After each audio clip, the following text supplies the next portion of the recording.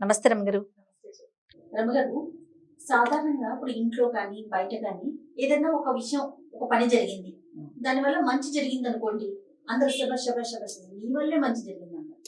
అదే చిన్న చెడు జరిగి అప్పటి వరకు మంచి జరిగి హఠాత్తుగా ఏదైనా ఒక చిన్న బ్యాడ్ ఇన్సిడెంట్ జరిగింది అనుకోండి, వెంటనే మనల్ని పాయింట్అవుట్ చేసేస్తారు. అది ఎవరైతే వాళ్ళు, మనమైనా అలానే చేస్తాం అనుకోండి. సహజంగా ఈ ధోరణి గమనించారు. ఎందుకంటే ప్రజలు జనాలు ఎలా ఉంటారంటే నిశ్చితమైన అభిప్రాయాలు ఏం ఉండవు జయ, ఎవరికి సాధారణ వ్యక్తులకి ఉండవు. ఏంటంటే ఏదైనా సమాజంలో ఉండదన్నమాట. ఏదైనా ఒక అద్భుతమైన కార్యక్రమం ఉందనుకో, భలే చేశారంటారు. దానివల్ల ఏదైనా ప్రాబ్లం రాక నీకు ఏమిటో ఇలా చేశారు, అసలు చిన్నదానికి తట్టుకోరు. ఇప్పుడు ఓకే, ఇప్పటి వరకు పొగిడాం కదా, ఏదో చిన్నది అజాగ్రత్త వల్ల ఇలా జరిగింది, ఎట్లాగో కర్మ బాగోక జరిగింది, సరే మళ్ళీ ముందుకెళ్తారు కదా అని ఆలోచించరు, వెంటనే వేసేస్తారు రాళ్ళు. ఇప్పుడు ఇది సమాజ హితం కోసం చేసే పనులైనా అంతే, ఫ్యామిలీలో చేసేనా అంతే. మనం ఏదో చాలా బాగుంటుంది సూపర్ కోర్స్ అని ఇందులోనూ చేస్తాం. ఉద్యోగం వచ్చేస్తే మనలాగా కోర్సులో ఉద్యోగం వచ్చిన వాడు ఎవడో సూపర్, మనకు రాలేదు అనుకో దిగ్మాల కోర్సు తీసుకున్నాడు వాడు ఏమిటో అని దాని మీద మాట్లాడతారు. ముందు వాడికి వచ్చినప్పుడు అది బాగానే ఉంటుంది, ఆ కోర్సులో చాలా మంది సక్సెస్ అయినప్పుడు అది బాగానే ఉంటుంది. అదే మనం తీసుకుని మనం ఫెయిల్ అయితే అంతా మొత్తం ఆ కోర్సే చెత్తది. అవును, మన పనే తెలివి తక్కువ పని. చిన్న చిన్న విషయాలు కూడా జయ, ఇప్పుడు 1 లీటర్ పాలు కావాలన్నాం అనుకో మనం, అది ఇప్పుడు అంత డబ్బా ఎవరినో పట్టుకురమ్మన్నాం, వాళ్ళు వెళ్ళారు తేవడానికి. కరెక్ట్గా లీటర్ దాని పీకల దాకా వస్తాయి, అలాగా మూత పెట్టి తేవాలి. చేయొచ్చు. 1/2 లీటర్లు అయితే దానికి సగానికి వస్తుంది, లీటర్ దాని పీకల దాకా వస్తుంది. రెగ్యులర్గా చేస్తూనే ఉంటాం ఆ పని, అది పెద్ద విషయం ఏం కాదు. అదే ఒకవేళ ఆ పాలు గనక పడిపోయినాయి అనుకో, కింద వాకిట్లో జనాల దగ్గర నుంచి ఇంట్లో జనాల దాకా అంత నిండా పోయించుకుంటారా ఎవరైనా? పెద్ద టిఫిన్ ఇచ్చుకోరు. వాళ్ళన్నీ అజాగ్రత్తే, ఇదివరకు కూడా అలాగే చేశారని మన జీవితకాలం అంతా మన చిన్నప్పటి నుంచి మనం ఏమేమి అజాగ్రత్త పనులు చేసామని దాని గురించి మాట్లాడతారు, మొత్తం చదువుతారు. ఇది ఇప్పుడు నేను చెప్పిన పాయింట్ 100 మంది కనెక్ట్ అవుతారు దీనికి. మనం రోజు చేస్తాం అదే పని. ఎడం చేత్తో కప్పులు పెట్టేస్తాం, ఎప్పుడో పగులుతుంది, కుడి చేత్తో పట్టుకోబా అంటారు. రోజు చేస్తాం కదా.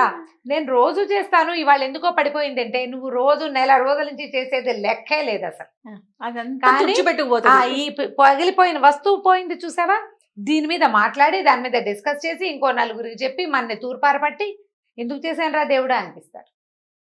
దాని మీద పోట్లాటలు రగడలు గొడవలు అయిపోతాయి. పోట్లాటలు కూడా ఎందుక బాబు, కప్పులు గిప్పులు పగల కొడితే కొన్ని ఇళ్లలో మామూలుగా రామరావణ సంగ్రామం జరుగుతుంది. నేను వింటున్నాను అలాంటివి. చిన్న చిన్న తప్పులు క్షమించలేని వాళ్ళు ఉంటారు, గంటల తరబడి పని చేస్తారు ఆడవాళ్ళు, ఏదో చిన్న పొరపాటు. రమ్మగారు, దీని గురించి ఇంకో టాపిక్ చేద్దామండి. మంచి టాపిక్ చెప్పారు. పోట్లాట వచ్చేస్తుంది దాని మీద. ఇవి ఎలా ఉంటాయంటే, లోకంలో జనాలు ఇలాగే ఉంటారు జయ. ఈ గుంపులో మనం కూడా ఉన్నాం. మనమేమి దీని నుంచి ఇప్పుడు నేను ఇది గమనించలేదు రమ్మగారు. ఖచ్చితంగా ఈ గుంపులో మనం అందరం ఉంటాం, ప్రతి వాళ్ళు.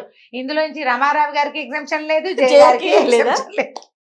లేదు, ఎవరికి ఎగ్జామ్షన్ ఉండదు జయ. అట్లా గుంపులోకి వెళ్ళేసరికి దాన్ని మాస్ మెంటాలిటీ అంటారు చూసావా, అదనమాట. అక్కడికి అలా అయిపోతుంది.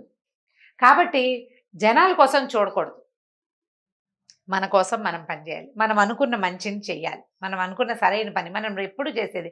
ఇప్పుడు మనం సాధారణమైన చిన్న చిన్న పనుల గురించి మాట్లాడుతున్నాం కదా, ఒక మంచి పని చేసిన ఒక ఆయన గురించి చెప్తాను నీకు నేను. ఓకే, చాలా గొప్ప పనే చేశాడు. ఒక పల్లెటూరులో, అంటే ఇది ఎక్కడ అనాలి మనం, కొంచెం బీహారు అటువైపు ఊళ్ళల్లో నీళ్లు తక్కువ.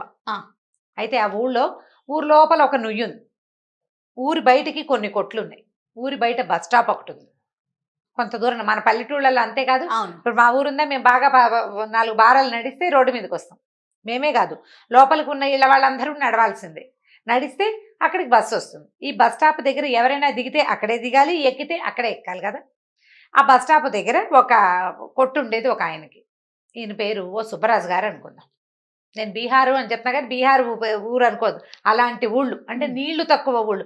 మనకి చెరువులు కనపడతాయి చూడు మన వైపు, ఏదో ఒక చెరువు మంచినీళ్ళు దొరికే సాధన ఉంటుంది. కొన్ని ఊళ్ళల్లో ఇప్పుడు పల్నాడు ఆ వైపు బీహార్ దాకా పోవద్దులేదు, మన పల్నాడు వైపు నీళ్లు తక్కువ కదా. అవునండి, నీటి ఇవక తక్కువ, నేలలే అలాంటివి.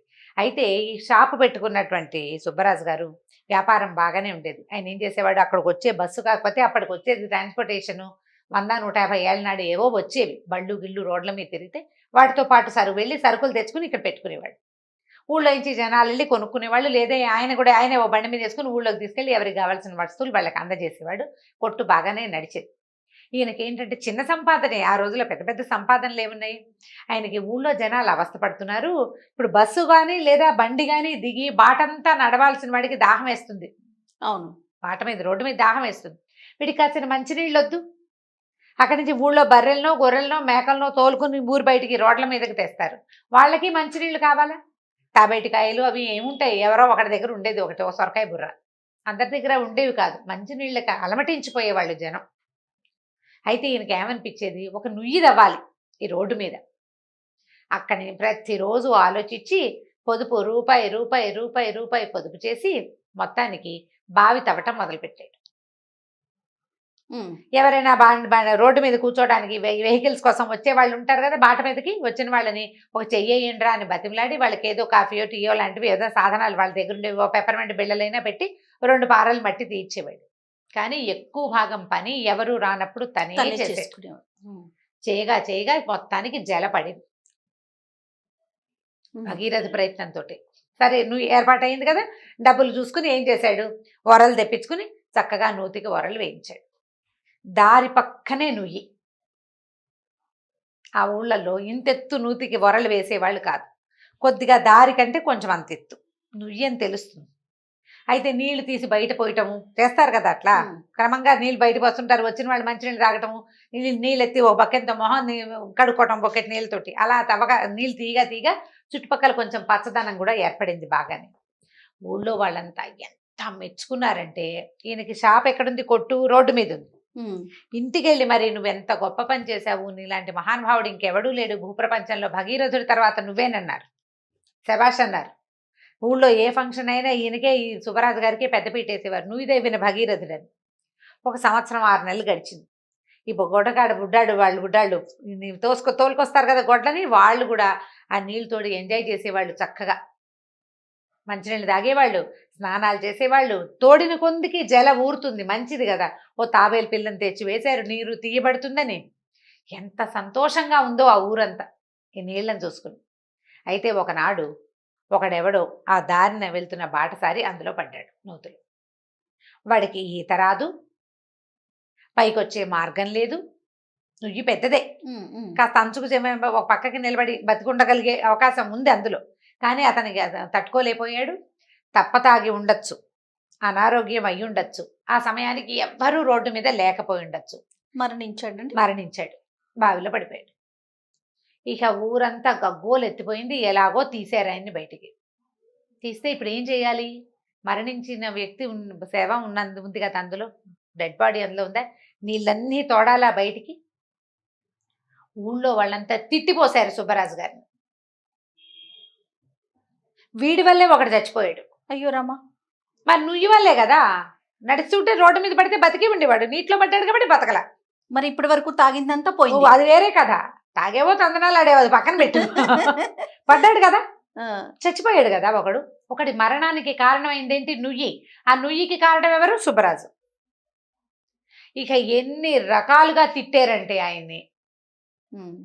బతిమలాడి చచ్చిన నీళ్ళని, ఆ నీటికి దాన్ని పూడికి తీయాలి, నీళ్ళని తోడుకోవాలి బయటికి.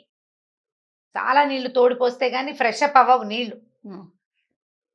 నీళ్లు తోడిన బకెట్ తీసిన ప్రతివాడు ఎన్ని తిట్టాడు. ఇంటికి వెళ్ళి తిట్టొచ్చారు కొంతమంది. చాలా దిగులు పడిపోయాడు. బయట వాళ్ళకి మొహం చూపించలేకుండా, కొట్టుకు కూడా రాకుండా ఇంట్లో ఉండిపోయాడు. జరిగిపోయినాయి కొద్ది రోజులు. ఆయన చాలా దిగులుగా ఉండేవాడు. తర్వాత మెల్లిగా ఏదో కొట్టులోకి వెళ్ళటం మొదలుపెట్టాడు. సరే మళ్ళీ నీళ్లు చేరినాయి నూతులోకి. కానీ జనాల తాలూకు తిట్లు వాటి నుంచి ఈయన బయటపడలేదు. ఒకరోజు సాయంకాలం వేళ, కొంచెం ఎండాకాలం సాయంకాలం వేళ, ఒక పెద్ద కుటుంబం వాళ్ళు 4-5 బళ్ళతోటి అటు వచ్చి ఈ నుయ్యిని చూసి చాలా ఆనందించి, ఇక్కడికి 10 కోసుల దూరం అటు ఇటు ఎక్కడా నుయ్యి లేదు నాయన, ఈ నుయ్యి దేవిన బంగారు కొండ ఎవరు అని అడిగి వీళ్ళ ఇంటికి వచ్చి వాళ్ళు మంచి సరుకులు పట్టుకెళ్తున్నారు. ఆయనకు కొట్టుందని తెలిసి తమ దగ్గరున్న ధాన్యాలు అవన్నీ ఇచ్చారు. ఓహో, ఇవాళ ఈ నీళ్లు ఉండబట్టి మేము పిల్ల జల్ల అందరం బతకట్టాను ఆయన, మా దగ్గరున్న సంచులన్నీ నింపుకున్నాము, నీళ్ళు లేకపోతే అసలు బతికే పరిస్థితి లేదు, పొద్దున్నుంచి ఎండకి మాడిపోయి ఉన్నాము, మేము తెచ్చిన నీళ్ళు ఏవో వాసన వచ్చేసినాయి అని ఈయన చాలా మెచ్చుకుని వాళ్ళు బోళ్ళంత సామాన్లు వ్యాపారానికి పట్టుకెళ్తూ ఈయనకి కొన్ని వస్తువులు ఇచ్చారు. ఊళ్ళో వాళ్ళందరూ అవునండి సుబ్బరాజు చాలా గొప్పవాడు అన్నారు. ఈయనకు ఆశ్చర్యం వేసింది, నిన్నటిదాకా ఒక మాట విన్నానే, ఇవాళ ఈ మాట వచ్చింది, ఇవాళ కొత్త మాట వచ్చింది. అప్పుడు ఆ రాత్రి ఆయన అన్నం తిని బయట పడుకుని చందమామ కేసు చూస్తుంటే ఆయనకి అనిపించింది, ప్రజలు ఇలా ఉంటారు కదా, బాగుంటే బాగుంది బాగుంది ఓహో ఓహో అంటారు, కాస్త తేడా వస్తే వీడి వల్ల ఇదంతా సర్వనాశనం అయిపోయిందంటారు. అంతేగా జరుగుతుంది. కాబట్టి మనం చేయదలుచుకుంది ఎప్పుడూ ఇలాంటి పని చేయకూడదని భావించాడు ఆయన. మనం చేయదలుచుకుని మంచి చేసుకుంటూ పోవాలి. మాట పక్కన చెట్లు పెడతావు, ఆ చెట్ల వల్ల కోతులు వస్తాయి, రేపొద్దున సుబ్బరాజు వల్లే కోతులు వచ్చాయంటారు జనం. చెట్ల వల్ల వచ్చిన మంచి అది శాశ్వతంగా ఇక్కడే ఉంటుంది.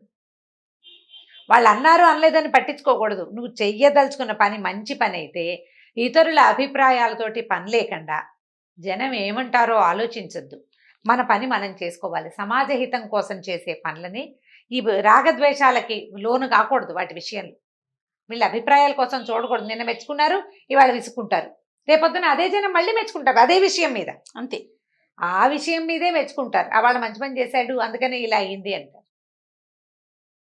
అయితే ఈ వచ్చిన వ్యాపారస్తులు ఏం చేశారంటే బాట పక్కన అంతే ఎత్తుగా ఉన్న ఈ నూతికి ఇంకో 2 వరలు తమ డబ్బులు తోడుకొని ఎత్తు చేసి దానికి ఒక గిలక పెట్టించారు. పడిపోకుండా, జనం పడిపోకుండా ఇంకా సులువుగా నీళ్లు తోడుకునేందుకు వీలుగా. మా ఊళ్ళలో ఇలా పొట్టిగా ఉండవు, మేము ఎత్తుగా పెట్టుకుంటామని సలహా చెప్పి ఎత్తు చేశారు. గిలక ఉంటే సులువు కదా నీళ్ళు తోడుకోవటం. అంతేగా, బావిలో అయితే వంగి చేదలాగితే చేతులు మండిపోతాయి, గిలక సులువుగా లాగేస్తారు. వాళ్ళే గిలక కూడా పెట్టించారు. వాళ్ళు ఇంకో మహానుభావులు అనమాట. ఈయన ఒక రకం మహానుభావుడు అయితే వాళ్ళు ఇంకో రకం మహానుభావులు. మనకు ఉపయోగపడింది, దీన్ని ఇంకా కొంచెం బాగా ప్రజలకు అందించాలని భావించడం. కాబట్టి సమాజ హితం కోసం చేసే పనులు లేదా కుటుంబం మేలు కోరి చేసే పనులు, దాంట్లో ఆవేశకావేశాలకి లోనవ్వకూడదు. జనాలు విమర్శలు వచ్చినా కూడా లెక్క చేయకూడదు. మంచిని సరైన దాన్ని చక్కగా ఇంప్లిమెంట్ చేసుకోవాలి. ఈ కథ చెప్పడానికి కూడా చాలా బాగుంటుంది. ఆలోచించుకోవాలి, మనం పునరాలోచన చేయాలి. ఏదైనా చేసేటప్పుడు ముందు మోటివేషనల్ స్టోరీ కదండి, అందరి అభిప్రాయం తీసుకుని చేసుకోవాలి. ఏదైనా విమర్శ వచ్చినా దానికి తట్టుకుని నిలబడాలి, పాడు చేసుకోకూడదు, మొదలుపెట్టిన దాన్ని చెడగొట్టకూడదు, ఆపకూడదు. అది విమర్శ వచ్చినా కానీ దాన్ని తీసుకుంటే దానివల్ల ఉపయోగం ముందు ముందు ఉంటుంది కదా. అవును, రైట్ రమ్మ గారు, చాలా బాగుంది. నమస్తే. నమస్తే. ఈ వీడియో కనుక మీకు నచ్చినట్లయితే లైక్ చేయండి, షేర్ చేయండి. మరిన్ని ఇంట్రెస్టింగ్ వీడియోస్ కోసం మా ఛానల్ని సబ్స్క్రైబ్ చేసుకోండి.